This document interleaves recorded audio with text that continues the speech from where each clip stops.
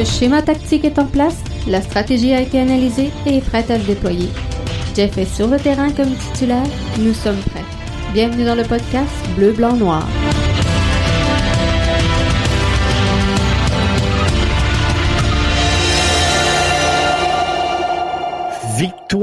Victoire de l'Impact de Montréal. Bienvenue au podcast BBN. Jeff Morancy qui est là avec vous en ce 22 juillet 2020. On sort donc à l'instant du match qui opposait l'Impact de Montréal au DC United. Bien content donc de la tournure des événements et je suis avec vous pour faire le débrief de cette rencontre-là. Donc, je vous invite à commenter sur Twitter, sur Facebook si vous êtes là. Gênez-vous pas. Je vais prendre vos commentaires. Mais on va partir ça du début. 4-3-3, c'était long, hein? C'était long à attendre la formation de départ de l'Impact de Montréal. On avait hâte qu'il sorte ce 11-là. Et enfin, un 11 qui faisait un peu un retour à la formation classique de l'Impact de Montréal. 4-3-3, donc beaucoup plus stable, beaucoup plus efficace. Chacun dans sa chaise, on le disait, hein, je l'ai reproché à l'Impact au cours des derniers matchs. On avait hâte que l'Impact travaille avec les bons éléments aux bonnes places et c'est ce qu'on a fait. Donc, Samuel Piette, capitaine pour le match de ce soir avec son 75e départ avec l'Impact de Montréal. Vous comprendrez que Raitala avait donc été laissé de côté. Boyan faisait son entrée dans l'alignement à titre de titulaire pour cette rencontre-là. Lui qui avait 2 tirs tentés, 25 duels gagnés et une seule chance. Donc, un début de saison assez difficile quand même pour Boyan. Mais encore faut-il que les ballons se rendent jusqu'à lui. Mais je pense qu'on lui demandait un peu plus d'implication et j'ai aimé sincèrement ce qu'on a vu ce soir. Fanny de retour dans l'alignement également. Je pense qu'il a connu un bon match. Mais par contre, si je regarde l'alignement, je vous dirais que mon joueur du match dans cette première demi-là, c'était Binks. Binks, sincèrement, gros match en défensive. Et au début, là, je me demandais sincèrement, quand on a fait l'acquisition de tous ces joueurs-là, Binks et Waterman principalement, là, je me disais, il y a juste une chaise pour les deux joueurs. Et j'ai longtemps hésité entre Binks et Waterman. Mais là, Binks, je pense qu'il confirme solidement son rôle. Plus ça va dans la charnière centrale. Donc, avec Fanny, quel beau duo dans notre charnière centrale. Corrales à gauche, Brault-Guyard à droite. Je pense qu'on a eu un bon match ce soir de Zachary Brault-Guyard. On espère que sa blessure en fin de rencontre soit pas trop dangereuse et grave non plus. On a clairement vu sur la séquence là, qu'il avait déjà la cuisse sous bandage et là, ça a l'air d'avoir étiré. C'est sûr qu'il fait chaud, qu'on en demande énormément aux muscles. Fait qu'en fin de match de même, c'est difficile. Taider et Piette dans leur chaise, je pense que c'est là qu'ils vont. J'aurais aimé voir Piette derrière, par exemple. Sincèrement, là, moi, de la façon que je le voyais, mon 4-3-3, je voyais Piette en 6 dans le fond, Taider et Wanyama en 8. Un peu plus, là. Mais Piette, bien content de sa performance ce soir, mais Taider et Piette en première demi, sincèrement, je les ai trouvés. Je vous dirais là, les premiers 20 minutes, parce qu'on a quand même bien fini la première demi. Premiers 20 minutes, là, trop lent dans l'exécution pour Taider et Piette. Et on a mal utilisé Zachary Brault-Guyard au début. Il était beaucoup trop lent. Falcon qui vient nous rejoindre et nous dit victoire. Yes, victoire. Ça fait du bien. On va s'en parler un peu plus tard, là, mais on avait besoin de ça. Donc, on utilisait mal Zachary Brault-Guyard qui semblait absent en début de match. Corrales était toujours pris, quant à lui, dans le coin. plus là où le rond de corner, c'est là que on le tapissait. Brillant, après 2 tentatives, réussit à mettre dedans. Ça l'a bien aidé l'Impact, mais ça fait partie du jeu. Ici, on prend pas de tir. Ces chances-là, on ne les crée pas. Donc oui, Brillant a aidé l'Impact ce soir. Oui, Brillant nous concède la victoire. Mais si on n'a pas le lancer de Taider sur le jeu, ce but-là n'arrive pas. Boyan qui touche au ballon. Ça, c'est merveilleux. Sincèrement, là, et dans les derniers podcasts, je commençais royalement à perdre patience envers Boyan. Et là, tranquillement, pas vite, je pense qu'il trouve ses repères, Boyan, mais beaucoup d'appui, pas d'appui, mais beaucoup d'appels de Boyan ce soir. J'ai trouvé qu'il avait été boudé par les gens par les joueurs qui l'entourent. Et il y a un commentaire, il y a quelqu'un qui m'a répondu tantôt sur Twitter en me disant Jeff, c'est pareil comme Griezmann avec le Barça. Mais c'est ça. Donc, j'avais l'impression qu'on boudait un peu Boyan sur le terrain en début de rencontre. Mais ça s'est bien replacé. Par contre, j'ai trouvé que Boyan, à mon goût, à moi, et dans l'ensemble, notez que j'ai trouvé une belle performance de Boyan dans ce match-là, mais beaucoup de jeux vers l'arrière.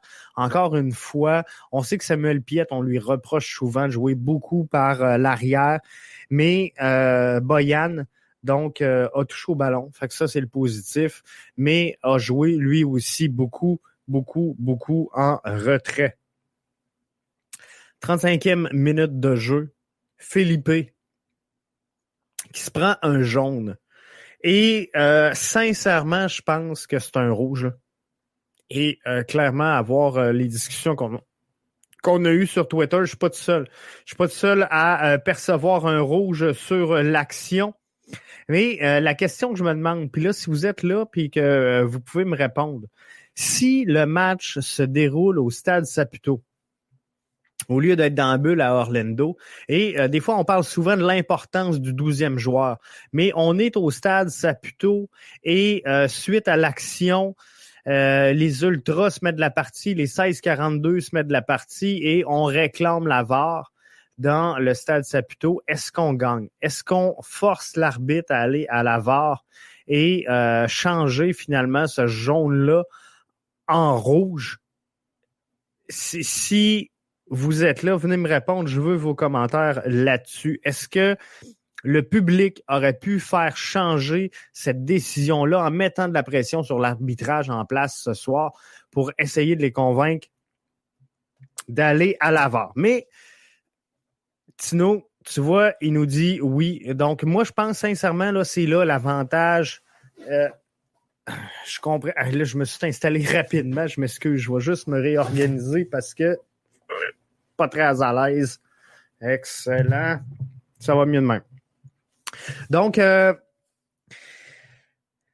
je disais, match super intéressant, mais 12e joueur, là, c'est là qu'on voit l'importance. Moi, je pense sincèrement qu'on aurait été en mesure au Stade Saputo de faire changer les choses et de donner finalement cette VAR-là à l'Impact qui aurait pu être un avantage majeur quand même dans ce match-là, mais on sait qu'on a eu des chances à 10 contre 11 chez l'Impact. On n'a pas toujours su en profiter, mais celle-là, ce soir, sincèrement, je l'aurais pris.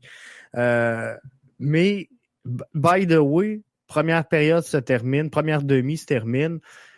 Les hommes de Thierry Henry rentrent au vestiaire en avance de 1 but. C'est le premier but quand même depuis 2018 face au DC United. Et quel point vous dire qu'il était important. Si on passe à l'autre tour, c'est grâce à ce but-là. Match en crescendo pour l'Impact de Montréal. Ça aussi, j'ai aimé ça. Hein. Un début, je vous dirais stressant.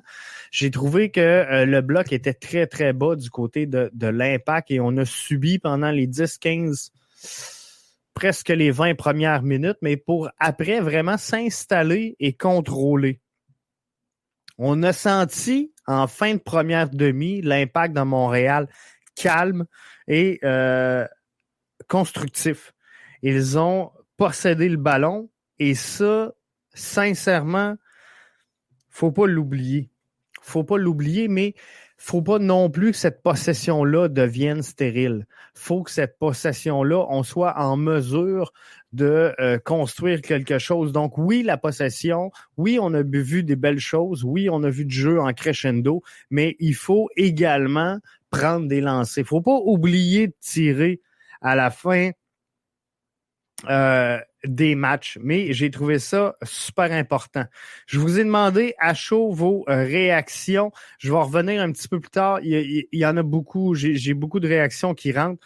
On va prendre le temps de toutes les regarder, mais je veux finir avant le résumé du match, puis après, on va s'en parler. Mais donc, faut pas oublier de tirer. Ça, c'est important. Et ce que j'ai trouvé bien dans cette rencontre-là et qu'il ne faut pas oublier parce qu'on l'oublie souvent puis on est critique envers l'Impact. Moi, le premier, je suis très critique envers l'Impact, mais Thierry Henry est arrivé ici avec l'idée et l'objectif de mettre sur pied une identité. Hein? Souvenez-vous, lors de son arrivée à Montréal, les premières entrevues qu'il a accordées aux médias, on a parlé beaucoup d'identité. Et ça, c'est quelque chose qu'on parlait pas beaucoup dans le passé chez l'Impact de Montréal. Et Thierry Henry a clairement mentionné qu'il voulait une équipe en mesure de construire le jeu, de le contrôler et de le posséder. Et sincèrement, ce soir, c'était le 5e match de Thierry Henry à la barre de l'Impact de Montréal comme match officiel de la MLS. Donc, il y a eu les 2 matchs du début de la saison, les 3 là. J'enlève les matchs de la CONCACAF, j'enlève les pré-saisons, mais en match régulier, du calendrier régulier de la MLS, ce soir, c'est le 5e match de Thierry Henry.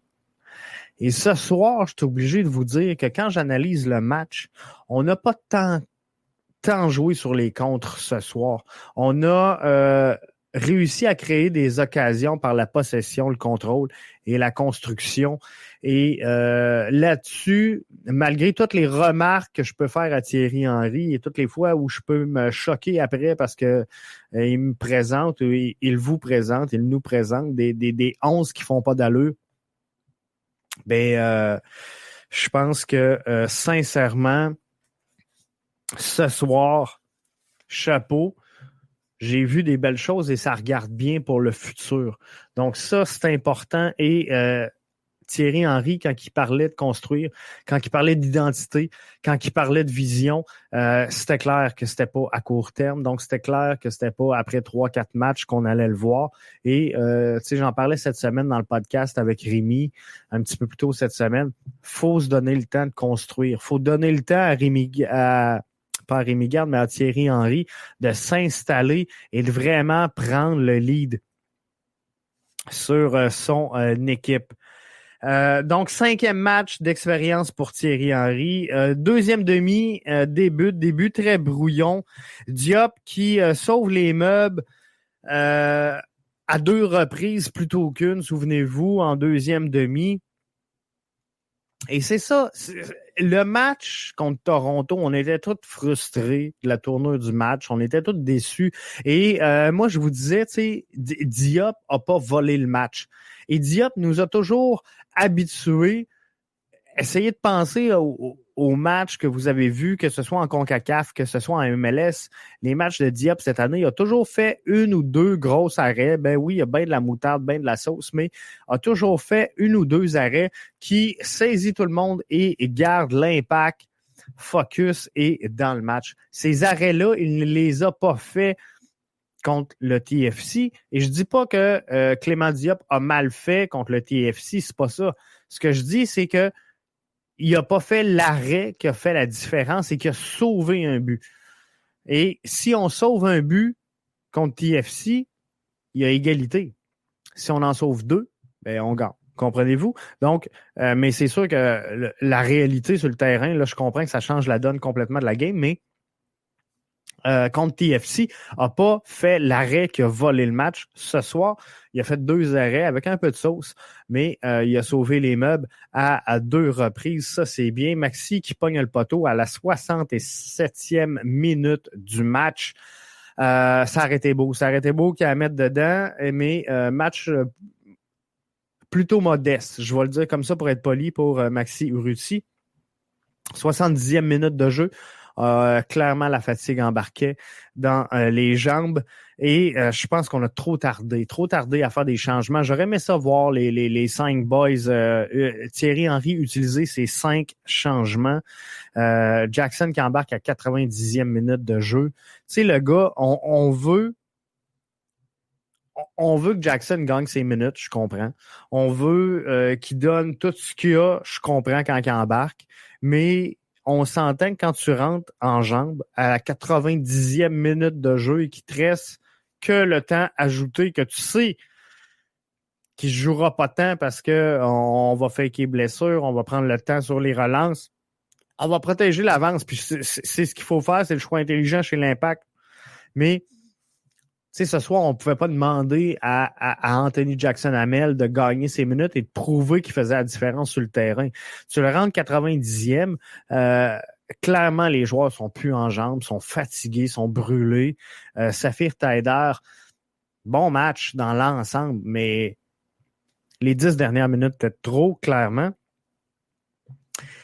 Alors, ça termine le match. Avant d'aller à ce qui peut se passer pour l'avenir, je veux juste finir avec ça. C'est ma petite déception à date de l'Impact de Montréal.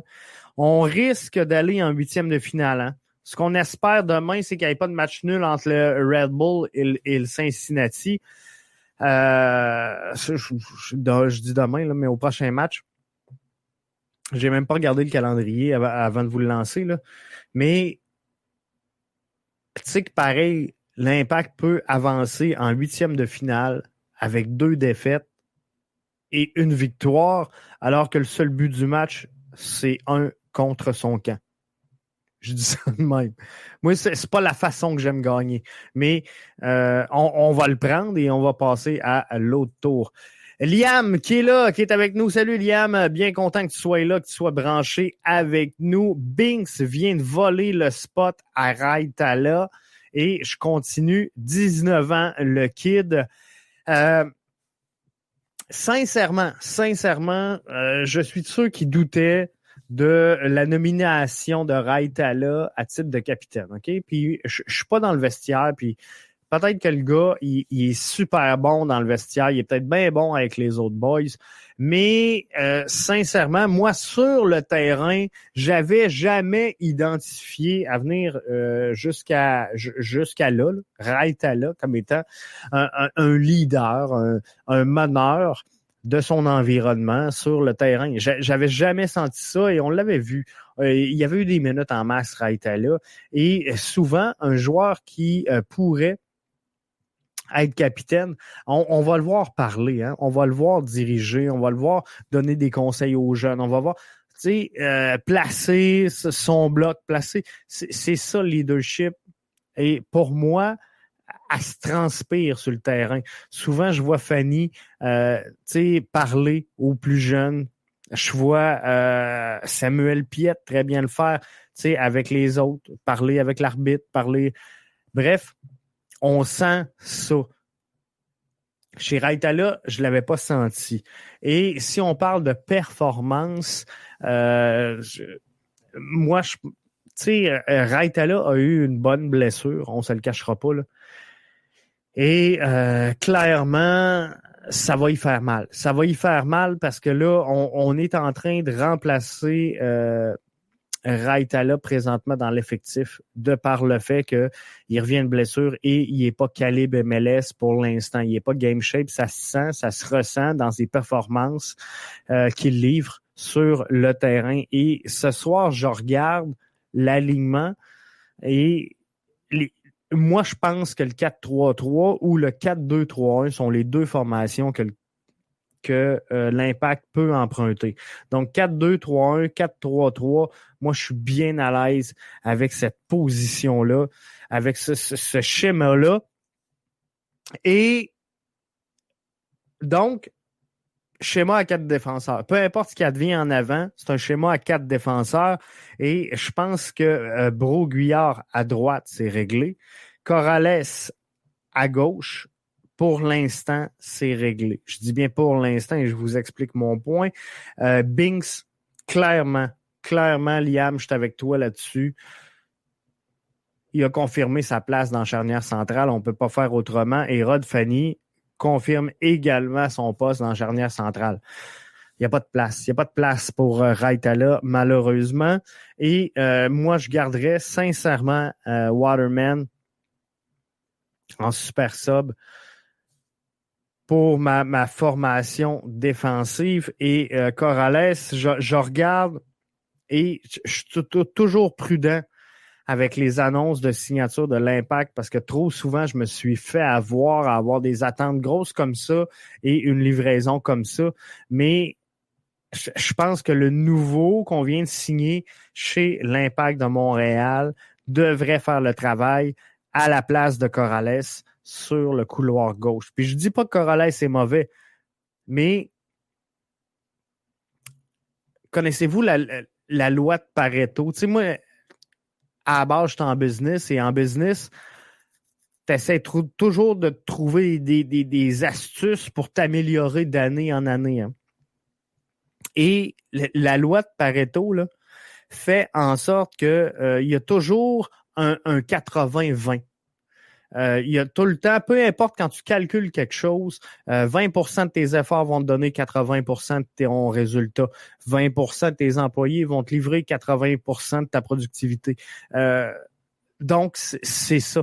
Et moi, j'emprunte cette loi-là en me disant, si à toutes les années, j'exclus de mon entreprise mes 20 produits les moins bons, pour en rentrer des nouveaux, à la limite, ils vont être plus performants et mes 20 produits, mes 20% de produits les moins bons, à toutes les années, je les sors.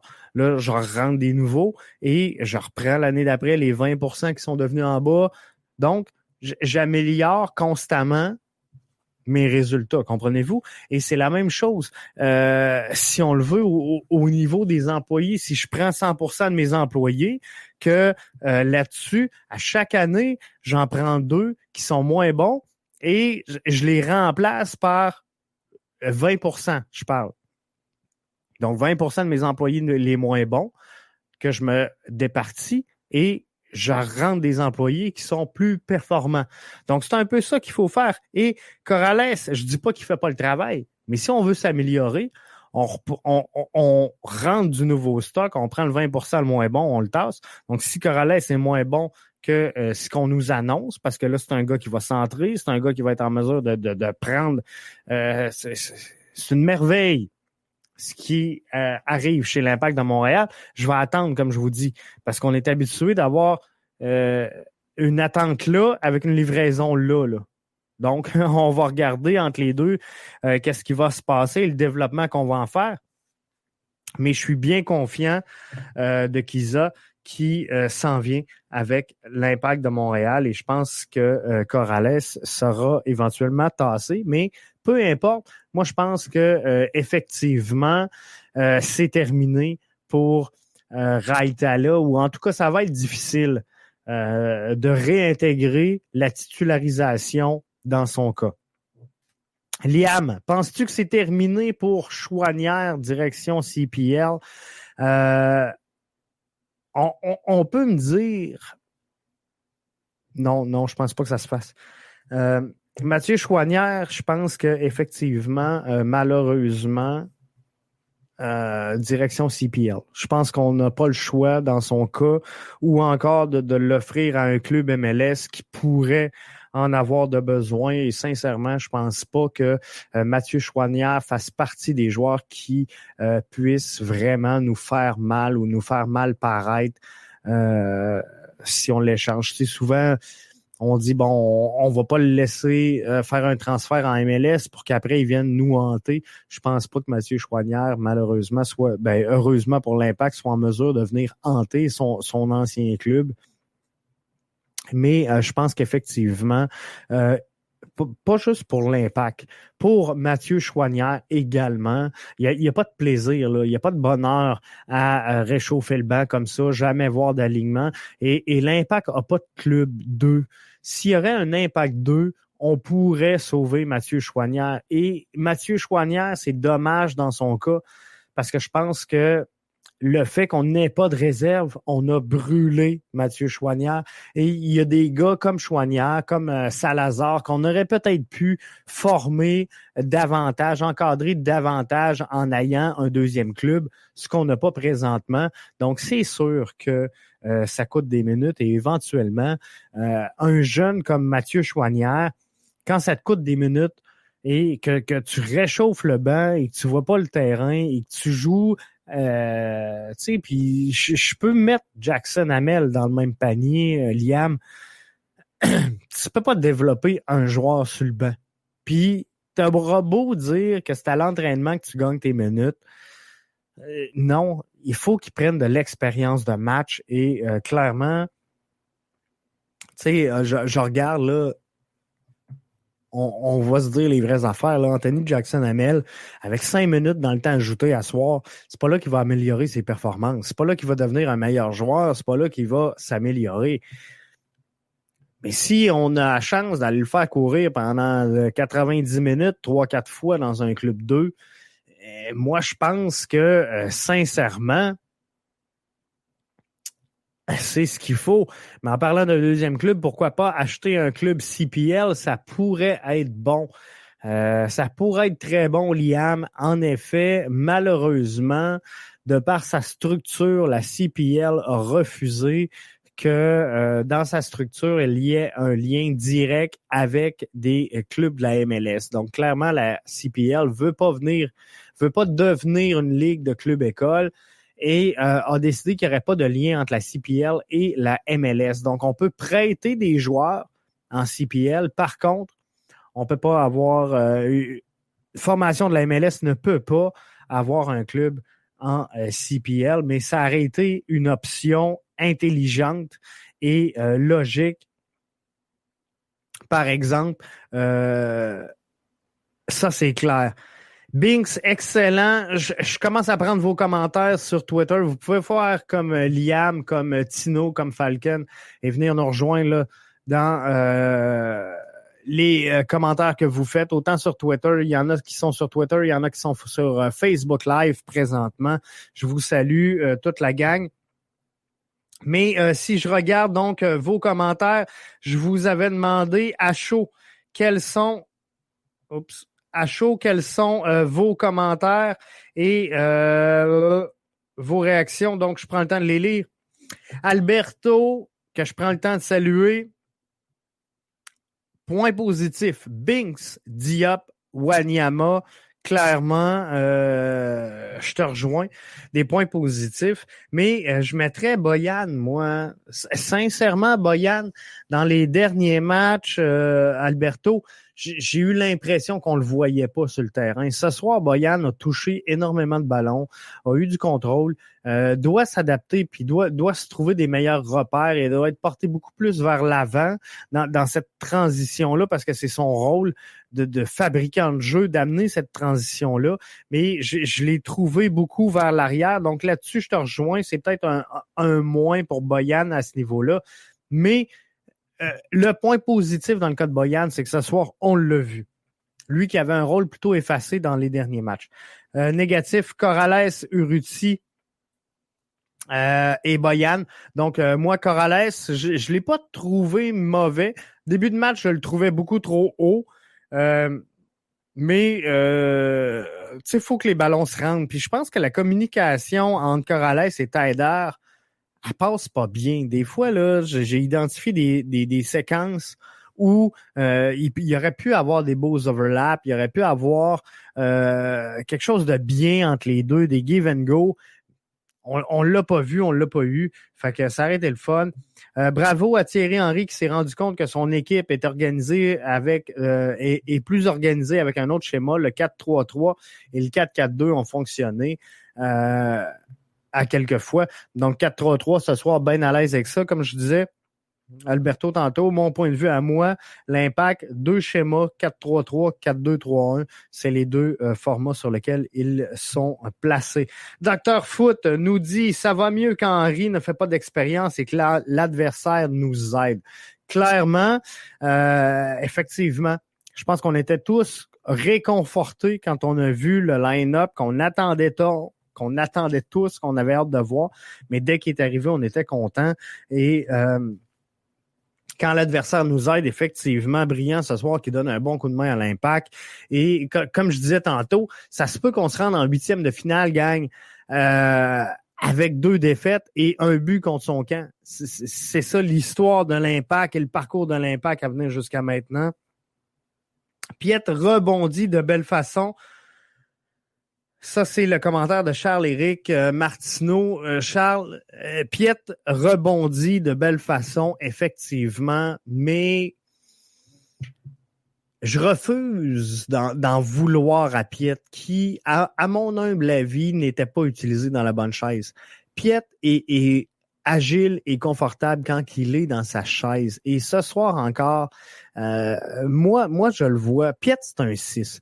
Piet, on fera pas un 8 avec, c'est un 6. Et je pense pas qu'on soit capable de le bouger gauche-droite. Comprenez-vous, là? On avait Taider à gauche, Piet à droite. Moi, je pense que Piet, là, il serait mieux dans un V où lui est en bas, puis on a Taider et Wanyama. Mon point de vue à moi, là, mais il était beaucoup plus à l'aise dans ce rôle-là que un peu comme on l'a vu en 5e défenseur, presque à la place de Zachary Broguillard là, sur la droite. Moi, je pense que là, c'est sa position beaucoup plus naturelle. Donc, ça, c'est bien. Bon match de Boyan. Moi aussi, j'ai trouvé ça. Manque cette petite étincelle à l'offensive, mais ça s'en vient. Je pense que oui, Zachary Broguillard, grosse performance, rien à lui reprocher, moi non plus. Mais en début de match, je trouvais qu'on le voyait pas beaucoup. Jeff Boivin qui nous dit « On est encore vivant ». Donc, effectivement, l'Impact est vivant plus que jamais. Et là, ce que je comprends, c'est qu'il faut pas qu'il y ait une nulle entre Red Bull et le Cincinnati FC. Il faut que le match départage un gagnant. Donc, principalement, là, je pense que c'est ce qui va faire la différence à l'effet que l'Impact va passer ou non à l'autre tour. Puis c'est sûr que faudrait tout réanalyser les données partout parce que là, ça vient mêlant. Puis il y avait tellement de scénarios envisageables et possibles, mais avec tellement de variables. Mais je pense que sincèrement, si il y a une victoire Red Bull Cincinnati, il faut pas qu'il y ait un match nul entre les deux. Mais si, peu importe l'équipe qui gagne, je pense qu'on passe. Sous toute réserve, là. Si vous êtes là et que vous pouvez me le confirmer, tant mieux. Mais je pense que ça regarde pour ça. Alors, je suis bien content de la performance dans l'ensemble. Comme je vous dis, moi, j'ai trouvé en crescendo. Fait que ça, c'est super important pour moi de voir que l'Impact progresse à l'intérieur d'un même match. On a parti ça slow-mo. Mais on a subi, on ne se fera pas de cachette, là, les 10-15 premières minutes, là, on a subi, puis je commençais quasiment là, après 15 minutes à me dire tabarouette, c'est moi qui dormais ou ça faisait longtemps que je disais à Thierry Henry, mets un schéma sur le sens du monde, mets-nous un 4-3-3, puis là, je regardais le début de match, puis je me dis tabarnouche, si on bouffe de même pendant 90 minutes, la game va être longue. Et on va manquer de jus assez tôt dans le match. Mais ça a tenu, performance, comme je vous dis, en crescendo de l'Impact de Montréal, qui ont été beaucoup plus calmes qu'à l'habitude. On a moins senti le vent de panique, on n'a pas cédé à balle, on l'a circulé et cette transition-là a aidé l'Impact. Et comme je vous dis, comme je disais cette semaine également, il faut être patient avec Thierry Henry qui vient de piloter son 5e match avec l'Impact de Montréal dans le calendrier de la MLS. C'est sûr qu'il n'a pas tout posé ses bases. Puis on est encore dans une transition entre l'ère Rémi Garde et Thierry Henry. Et je pense que également Olivier Renard n'a pas fini de consolider, on va le dire comme ça, là, consolider l'effectif de l'Impact. Je pense qu'il va y avoir encore des belles annonces à venir. Et on peut s'attendre à de quoi de bien. Tu sais, moi, ce que je suis content aujourd'hui, c'est que si je regarde tout ça, je pense que l'Impact, tout au long du tournoi, s'est amélioré. Puis je le sais que Thierry Henry, puis on va revenir demain dans le podcast avec les commentaires d'après-match, mais quand je regarde vos commentaires, là, Thierry Henry a l'air de trouver qu'on a mieux joué contre Toronto. Mais moi, sincèrement, là, contre Toronto, là, on reçoit pas 2 pénaux, puis on mange une volée. Là. Moi, j'ai pas aimé la performance du tout de l'Impact de Montréal face à Toronto. Choix personnel, c'est lui le head coach, mais moi, de mon point de vue, performance face aux Revs catastrophique. On s'est amélioré contre le Toronto FC. Ce soir, on a repris un autre step. Je peux pas rien demander de mieux. On revient d'une pandémie, c'est vrai pour tout le monde, mais on le voit à travers tout le circuit. Puis c'est pas pour rien là, que l'Impact peut peut-être se tailler une place avec 2 défaites en 3 matchs, passer à la ronde suivante. On est tous pareils. Tous les clubs sont scrap. On est en train de refaire les effectifs et de se remettre game shape. C'est un camp pré-saison, hein, finalement. Le MLS is back. Puis c'est peut-être les derniers matchs de la saison. On ne le sait pas. Est-ce qu'il va se passer quelque chose après le 12 août, le 11 août? Sincèrement, ça va être à voir, mais je pense que ça regarde bien. En tout cas, pour le reste du tournoi. Hein. Souvenez-vous, au début, on était donc bien nerveux. Puis moi, je faisais partie de ceux qui ont défendu corps et âme l'Impact, pas l'Impact, mais la MLS et Don Garber dans le choix de la bulle. Je vous ai dit depuis le début, j'ai jamais changé d'opinion, que la bulle, c'était la bonne chose, c'est ce qu'il fallait faire, que le protocole de la MLS était strict, était rigoureux et j'en demeure là. Et il n'y a pas de danger dans la bulle, là. Puis plus on le voit, malgré tout ce qui se passe aux États-Unis, principalement dans la région d'Orlando et de la Floride, je suis obligé de vous dire, il faut lever notre chapeau à la MLS et Don Garber. Puis ça, il y en a pas ben qui le font. Mais moi, je vous ai dit depuis le début, le protocole est bon. Donc, est-ce qu'on va à la fin du tournoi? Clairement, je suis obligé de vous dire que oui. Moi, je pense qu'il y a des équipes qui sont arrivées là mal en point. C'est les clubs qui sont partis. Et c'est sûr qu'il y a peut-être 3-4 leaders négatifs à travers la Ligue qui ne voulaient pas être là. Mais sincèrement, tout a bien été à venir jusqu'à maintenant et je pense que ça va tenir comme ça jusqu'à la fin du tournoi.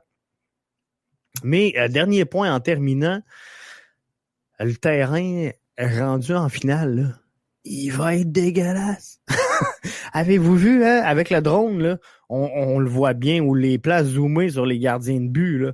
Tabarouette, les terrains commencent à être maganés. Mais qu'on soit rendu au 11 août, il va être à le temps que le tournoi finisse. C'est sûr que là, plus le tournoi va avancer, moins qu'il va y avoir de matchs. Donc ça va peut-être permettre un peu au terrain de reprendre. Mais c'est sûr que là, dans cette ronde qualificative-là, c'est beaucoup de matchs en très peu de temps. C'est dur sur un terrain. Il fait très, très chaud présentement en Floride. C'est très, très, très humide. Donc, on fait ce qu'on peut avec ce qu'on a. Mais je pense que la bulle, c'était la bonne chose. Donc, réaction d'après-match ce soir, c'est Henry, Wanyama et Diop qui les donnaient. On va vous livrer ça demain dans le podcast. Et je vais vous revenir pour l'heure exacte du podcast de demain qui, exceptionnellement, sera un peu chamboulé parce que demain, c'est le retour, pour ceux et celles qui sont fans de hockey parmi vous, c'est le retour du podcast des gérants d'estrade. Donc, on a beaucoup de choses à faire ici demain, mais je veux revenir avec les échos de vestiaire. Puis, tu sais, présentement, je vous les présente pas parce qu'à un moment donné, souvenez-vous, je vous avais mis une écran là et faut faire le setup un peu pour ajuster tout ça comme il faut. Et on va essayer de faire ça demain parce que j'en ai besoin de toute façon pour l'émission des gérants d'estrade. Mais après ça, on va vous présenter les échos de vestiaire. Ça va être bon et ça va être dans notre show. On va l'inclure dedans, ça va être plaisant. Donc, on est là du lundi au vendredi avec vous, comme vous le savez, du 20h normalement, exception faite les soirs de match comme ce soir, ou si l'Impact est en action, on vous livre l'après-match. Mais sinon, on est là donc à 20h. C'est gratuit du lundi au vendredi, que ce soit en audio, en vidéo. On est là, on est disponible, c'est pour vous. Mais je vous invite quand même à nous soutenir. Vous le voyez défiler dans le bas. Patreon.com/BBNmedia. Si vous aimez ce que vous voyez, si vous aimez ce que vous entendez et que vous tripez à jaser soccer avec nous, vous pouvez aider à partir de 1$ par mois. 1$ par mois pour soutenir BBN Media dans la livraison de son show. Jean-Simon qui nous dit merci. Sincèrement, Jean-Simon, c'est moi qui vous remercie. On a une tabarouette de belle communauté, sans farce, et elle prospère. Hein? Ça monte. Je vous le disais, c'est-tu hier ou aujourd'hui, les journées passent tellement vite que j'ai partagé avec vous qu'on va... on va péter le 5000 écoutes en vidéo et on progresse également en audio, malgré la livraison du podcast en vidéo. Je comprends plus rien. Fait que merci à tous et à toutes. Mais juillet, on a déjà battu les stats du mois de juin. Il nous reste une dizaine de jours, là, peut-être 9, à faire à ce mois-là. Donc, encore des stats à rentrer. Mais si je regarde les datas, on est très, très, très réconfortés et c'est vous autres qui amenez tout ça au moulin. Donc, merci.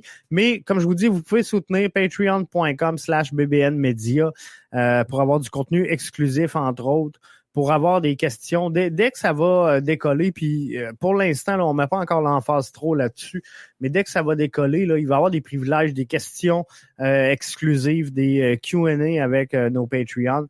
Donc, ça va être de quoi de bien. Et pour l'instant, il y a du contenu qui est livré réservé à nos patrons. Mais Mickey a une bonne crowd dans nos Patreons. Mais là, on va faire la question Patreon où il faudra être membre pour avoir accès à nos surveys, à toute l'interaction qu'il va avoir avec l'émission. Donc, ça va être de quoi de très bien. Là-dessus, je tire la plug. D'habitude, je suis là une demi-heure. On fera le 45. Je ne vais pas trop vous retarder parce qu'après ça, on décroche quand c'est trop long, mais merci à tous d'avoir été là.